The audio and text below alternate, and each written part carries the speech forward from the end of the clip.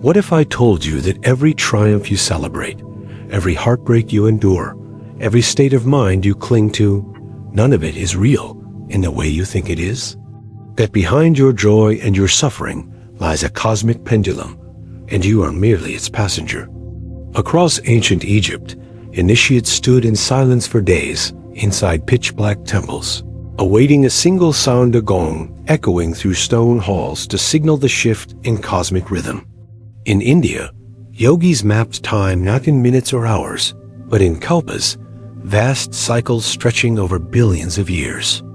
And in medieval Europe, secret societies timed their rituals to planetary alignments, believing each moment throbbed with an invisible pulse. Why? Because they understood something we forgot. Life moves in rhythms, and those rhythms rule all things. Have you ever wondered why depression often follows moments of euphoric success? Why civilizations collapse right after their golden age?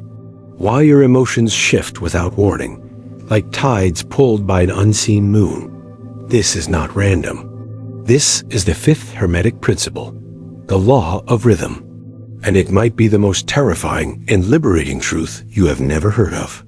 Every empire, from the Mayans to the Chinese Tang dynasty, rose like the crest of a wave only to fall when the pendulum swung back. Even the Great Pyramid of Giza, once shimmering with white limestone under the sun, now stands scarred, abandoned by time. It is not failure. It is rhythm. Modern science catches up slowly.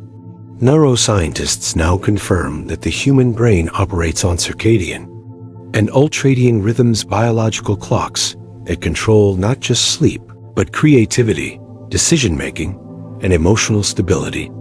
The rhythm is real, and it is everywhere. But what makes this ancient law so hauntingly unique is its implication. You are not the source of your moods, your motivations, or your momentum. You are the surfer, not the sea.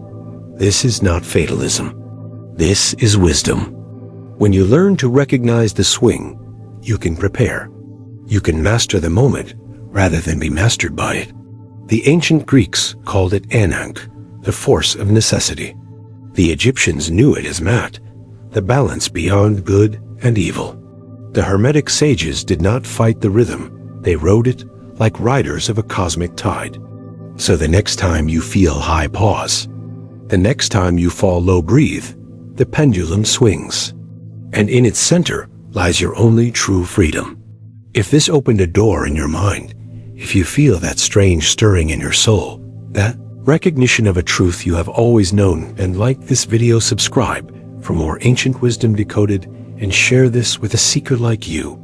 Because the pendulum does not stop, but you can learn to dance with it.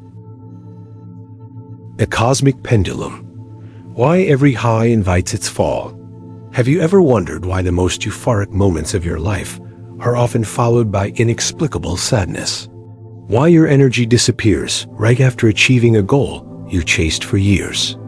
Or why, even in the height of love or victory, a strange shadow lingers in the background, whispering, "This will not last"? Here is the terrifying truth. That whisper is real. That shadow has a name. It is the rhythm of the cosmos, the sacred swing of the universal pendulum. In ancient Mesopotamia, priests would not declare a king's fate until they had consulted the rhythms of the stars for 49 consecutive nights. In Ethiopia's Omo Valley, tribes timed their entire year not by a solar calendar, but by the cycles of cow fertility and floodwaters, both driven by invisible seasonal pulses. In modern Tokyo, executives now wear circadian bands to track the optimal time to make decisions, because even judgment is not constant. This is not superstition. This is rhythm. And rhythm is the secret law that rules the rise and fall of everything from empires to emotions. The fifth Hermetic principle, known as the law of rhythm, teaches us this. Everything flows in and out. Everything rises and falls. And the swing of the pendulum manifests in all things. What shocks me most about this principle is not how true it feels. It is how we ignore it every day. We treat success as permanent, love as eternal, Pain is final. But look around you. The Sphinx of Giza was once painted in brilliant colors, its face intact, watching over a living temple. Today, its nose is shattered, its body worn. Rome once ruled the world. Now it sells souvenirs. Even the Milky Way, our cosmic home, is drifting toward collision with Andromeda, slated to merge in 4 billion years. Everything swings, and yet we live as though it does not. What makes the law of rhythm so unique, so frightening, is that it reveals a hidden contract beneath all our experience. The higher something rises, the deeper it must fall. This is not punishment. It is equilibrium, a balancing act that cannot be escaped, only understood. And once I saw it, I mean really saw it, I could never unsee it. I noticed it in my energy. There were days when I felt divine, creative, radiant. And then, without reason, those days collapsed into fatigue and fog. I used to blame myself. Now I recognize the swing. The pendulum does not just govern history. It governs the body. Your heart beats in waves.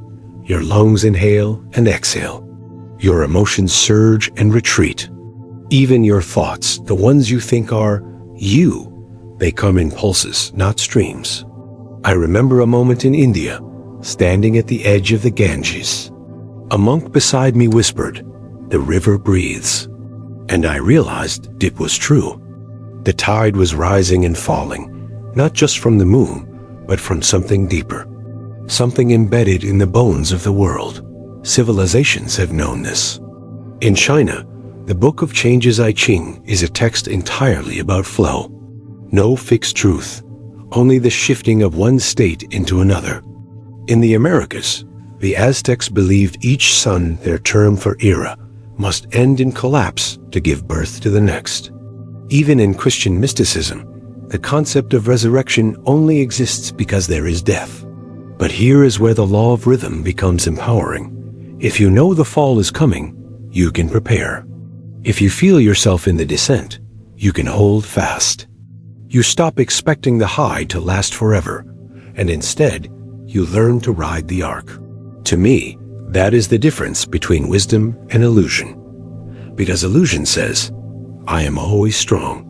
I am always joyful. I must always rise.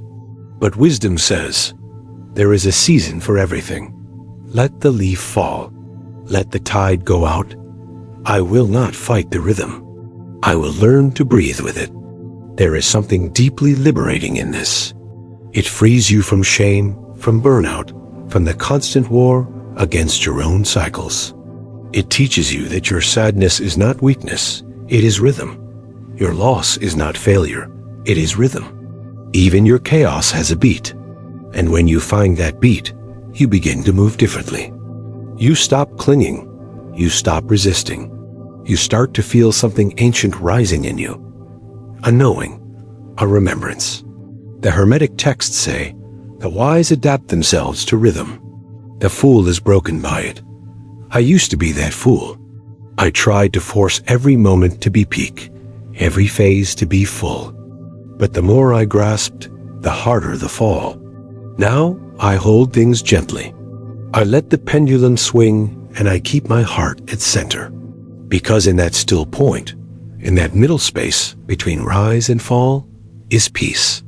If this message resonates with you, if it speaks to a part of you that always felt the pulse beneath reality, then share this. Like it, subscribe. There is so much more to explore. And remember, the pendulum swings, but you can learn to ride. The rhythm beneath chaos. Why disorder is the hidden order. What if I told you that your worst breakdowns were not mistakes, but symphonies? That every crisis in your life, every loss, every moment that seemed like utter chaos, was not an error in the system, but the system itself? Would you believe me if I said, chaos is not the opposite of order? Chaos is balance in disguise? Consider this. In the high Andes, the ancient Inca celebrated Pashudi, an event of cataclysmic disruption, a complete inversion of the world order. But to them, it was not the end. It was the moment that realigned time, rebalanced the sacred calendar, and gave birth to a new cosmic phase. Destruction was not feared. It was revered. We, on the other hand, fear disorder like a plague. We fight the dark. We deny decline. But here is the paradox that changed my life. The universe stays in balance only through continuous imbalance. Just look at nature. Volcanoes destroy and fertilize. Hurricanes devastate, but cool the ocean and regenerate ecosystems. Even the cells in your body undergo apoptosis-programmed death so that new life can emerge. Without destruction, your physical form would collapse from unchecked growth. Without rhythm, life would rot into stagnation. So why do we panic when things fall apart? I believe it is because we were trained to trust stillness over motion. We were taught to see balance as a frozen state, like scales that never tilt. But in truth, real balance is dynamic. It breathes, it moves, it flows. In Buddhist temples, monks pour sand mandalas intricate sacred artworks, only to wipe them away minutes after completion. Why? To honor impermanence. To teach that perfection is not in preservation, but in the cycle. And the deeper I went into the Hermetic texts, the more I saw it confirmed. The law of rhythm does not just describe the swing of emotions or events. It reveals the hidden mechanism by which the universe maintains equilibrium, not through control, but through constant correction.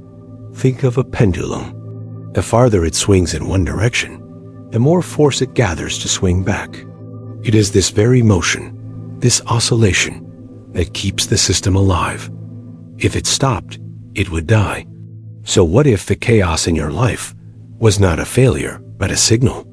A rebalancing force pulling you back into alignment? When I went through my darkest night emotionally, mentally, I felt like everything was collapsing. But now I see, it was not collapse. It was course correction. My life had drifted too far from center, and the universe, merciful in its brutality, was swinging me back. I see the same pattern in history. The rise and fall of the Roman Empire, the French Revolution, the fall of the Berlin Wall. Systems grow, overreach, collapse, and rebirth. These are not flukes. They are the rhythm of civilization. Even in modern science, this truth echoes. The second law of thermodynamics describes entropy disorder as a universal trend. But chaos, when examined closely, is not random. Fractals emerge, patterns form, order hides in the mess. In Yoruba cosmology, the deity Eshu governs disorder, but also communication. Without Eshu's disruption, divine messages cannot reach the human world. In other words, the sacred cannot move unless things get shaken. What struck me most when I studied this across traditions, from the Taoist yin-yang to the Hermetic principle of polarity, is how consistent this message is. The dance of opposites is the foundation of harmony. So why do we fear chaos so much? Because we are addicted to control, and rhythm demands surrender. The law of rhythm humbles the ego. It tells you, you are not the source of stability. You are not the architect of perfect days. You are the witness, the surfer, the dancer. You must feel the beat, not fix it. And once you surrender to that rhythm, a strange peace arises. You stop asking, why is this happening to me?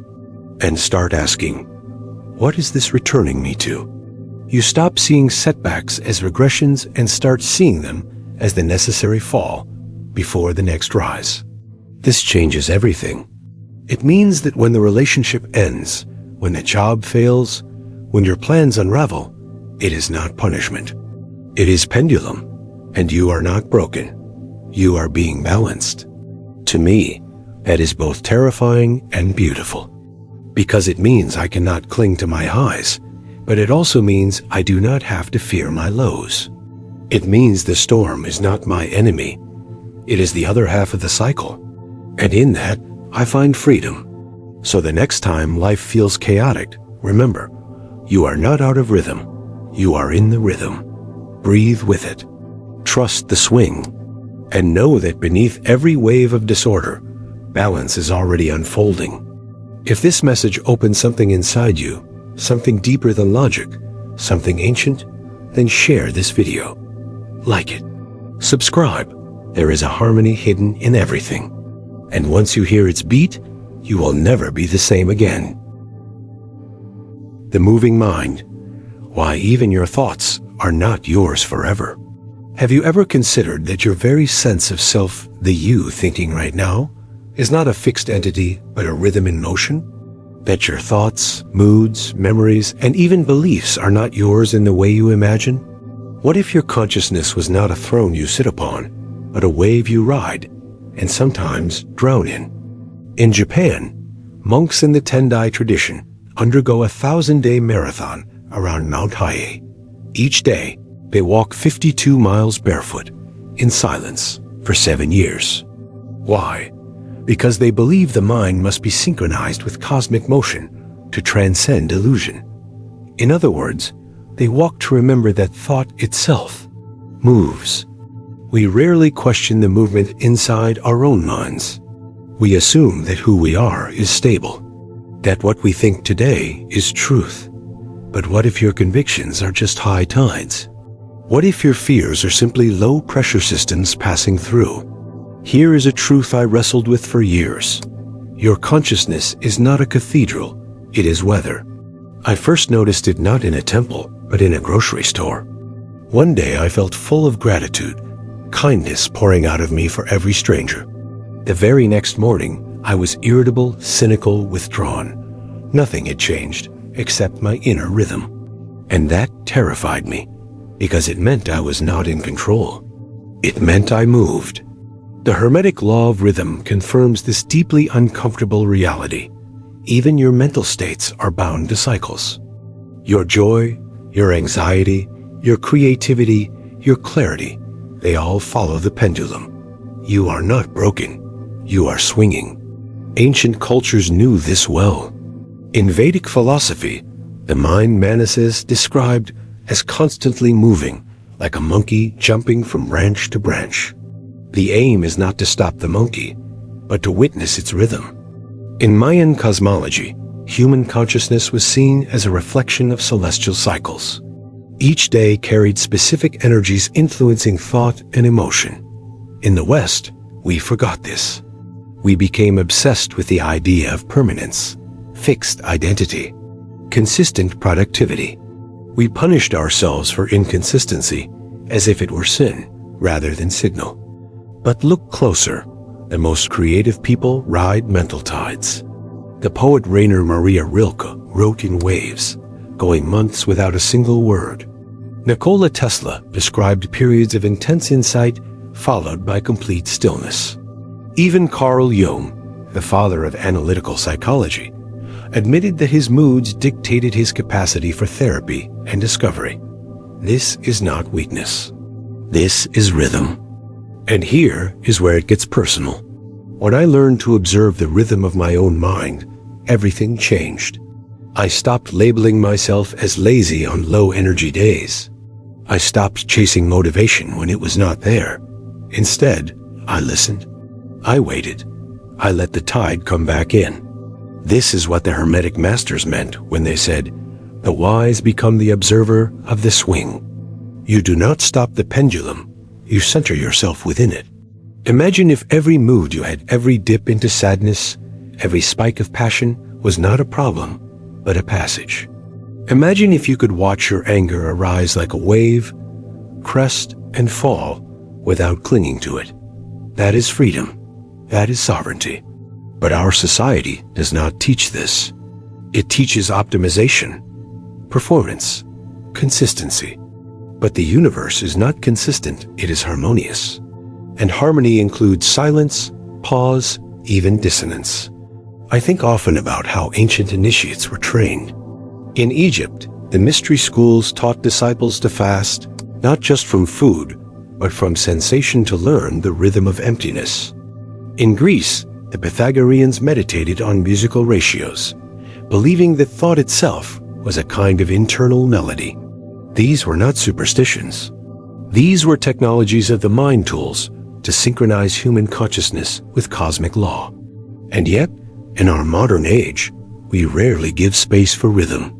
We caffeinate over our natural lows. We medicate our sadness. We shame our fluctuations. But what if we treated our minds like seasons instead of machines? In that reframing, depression becomes winter a call to stillness, not despair. Mania becomes summer abundant, but fleeting. Clarity becomes spring. Integration, the slow burn of autumn. And every thought becomes a leaf on the wind, beautiful, impermanent, real. So how do we live in rhythm with our minds? First, by noticing the pattern. Begin tracking your emotional cycles, not to fix them, but to honor them. Second, by building rituals that support your lows, not just your highs. Meditation, rest, creative silence. Third, by releasing the myth of the stable self. You are not the same person every day. You are not supposed to be. You are consciousness in motion. You are the river, the flame, the breath. And once you accept that, once you stop resisting the rhythm, you will find a deep peace that no philosophy, no productivity, no external validation can touch. It lives in the quiet center of your being, where you stop identifying with every thought and start witnessing the dance of your own soul. If that touched something in you, something ancient, something you had no words for until now, then, like this video, subscribe, share it with someone who is riding their own waves, because the mind moves. And now, you do not have to move alone. The pendulum's secret. Why true power lies in the center. What if your suffering is not because life is hard, but because you are standing at the edges? What if the chaos in your relationships, your career, even your inner world, is not random, but the natural consequence of being pulled too far in one direction? And here's the paradox that unravels it all. Stability does not come from standing still. It comes from knowing exactly where to stand in the center of the swing. Consider this. A pendulum, when pushed, always swings with equal force in the opposite direction. The higher the arc on the right, the farther it must go left. This is not a mistake. It is law. Now ask yourself, how much of your life has been spent at those extremes? Obsession, withdrawal, ecstasy, despair, overwork, burnout. We chase the high and forget that the higher we go, the harder the fall. But what if the answer is not to stop the pendulum, but to step into its center? This idea is not new. In the Hermetic tradition, the sages of ancient Kemet taught that the master does not swing, he observes. He stays centered while the pendulum dances around him. In the Bhagavad Gita, Lord Krishna tells Arjuna to act without attachment to the fruits, to move from the still point of balance, not from emotional extremes. Even the Stoics, in ancient Greece, believed the ideal human was apatheia, not without feeling, but unmoved by either elation or grief. When I first heard this, I resisted it. It sounded lifeless. Why should I not celebrate wildly or mourn deeply? Was the center not just ... emptiness? But then life showed me otherwise. One winter, after a year of intense personal success book release, speaking tours, recognition, I fell into a kind of spiritual exhaustion I did not understand. I was not sad, but I was hollow. The same spotlight that once fueled me now felt blinding. I had swung too far, and now I was being pulled back. That was the moment I began to see. The center is not void, it is refuge. In the middle of the pendulum, there is stillness. There is clarity. There is presence. This does not mean you become passive. It means you become powerful in a different way. You stop reacting. You start choosing. From that center, you can engage life fully without being enslaved by its waves. Many cultures encoded this truth. The Hopi elders of North America said, "Do not look outside yourself for the leader. We are the ones we have been waiting for." They believed in walking the center path between the dualities of expansion and collapse. In Taoism, the symbol of yin and yang always contains a seed of the opposite black within white, white within black. A true harmony is not found in either side. It is found in the circle itself, the middle path, the Tao. Even in architecture, this wisdom appears. The central dome of a mandala, whether in Tibetan Buddhism or Gothic cathedrals, is the place where heaven and earth meet, the axis mundi, the still point around which the cosmos turns. So why do we avoid this center? Because it asks something radical: detachment.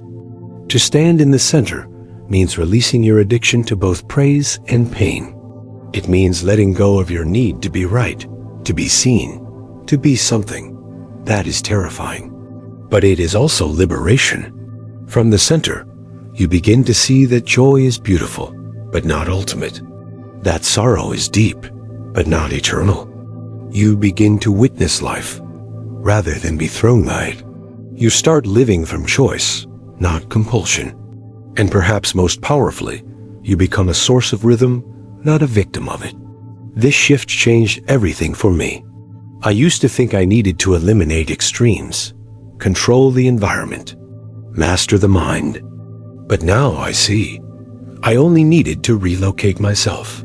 Not outside the swing, not at the peak of emotion, but right here at the axis.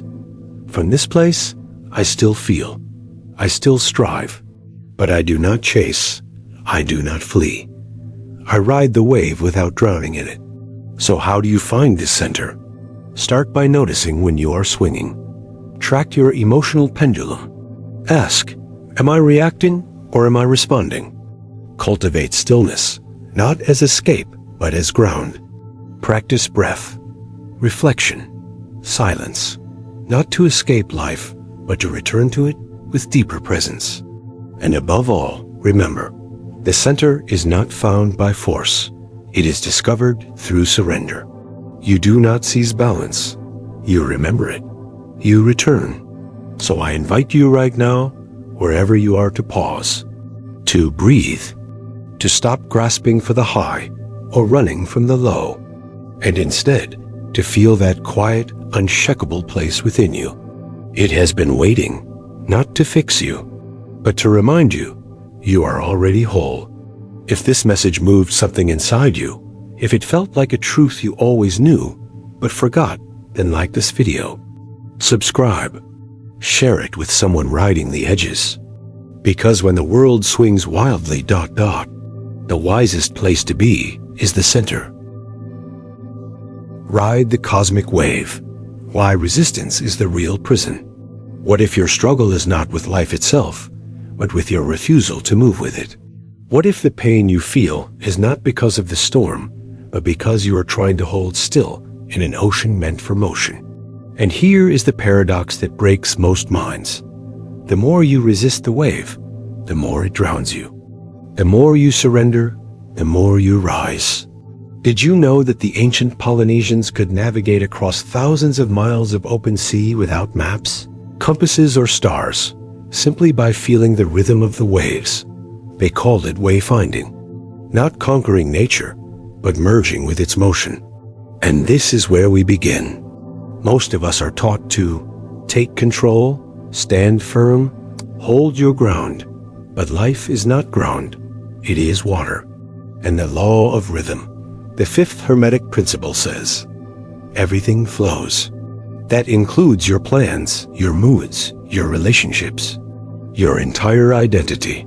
What makes this truth so devastating and liberating is that we cannot escape it. Resistance is not strength, it is friction. And friction burns. I used to fight everything. Bad days, delays, emotions that made no sense. I thought discipline meant conquering chaos. But slowly, through heartbreaks and burnouts, I began to see some storms are not meant to be stopped. They are meant to be surfed. And that changes everything. In Taoist tradition, water is the highest virtue because it adapts, it yields, it flows where others break. In Hawaiian Huna philosophy, emotions are viewed as waves passing through the body. Resisting them is like damming a river. In Buddhist Vipassana practice, we are taught to observe all phenomena as arising and passing away. Even thought is not solid. It is surf. So why do we cling to the illusion of control? Because the ego fears uncertainty. But rhythm is not uncertain. It is patterned. The key is not to predict every wave, but to position yourself to ride them with grace. And here is the miracle. Once you stop resisting, the very wave that threatened to crush you lifts you higher. Every time I have stopped fighting and started flowing, whether in relationships, creativity, or spiritual growth, something opens. Space, energy, clarity. It is not weakness. It is alignment. So, what does it look like to surf the inner wave? It means learning when to pause instead of pushing. It means riding the high without addiction and entering the low without fear. It means trusting that even when the ocean feels chaotic, you can move with its intelligence. What if the next time anxiety rose, you did not suppress it, but let it crest and fall like the wave it is? What if your next big challenge was not something to crush, but something to ride? You might just find that the flow has always been your friend. So let me ask you, what wave are you resisting right now? What would happen if, just for a moment, you let it carry you instead? Comment below. Tell me your story. And if this resonated, if it sparked even one insight like this video, subscribe for the next revelation and share it with a fellow seeker. The next video dives even deeper, and trust me, you do not want to miss it.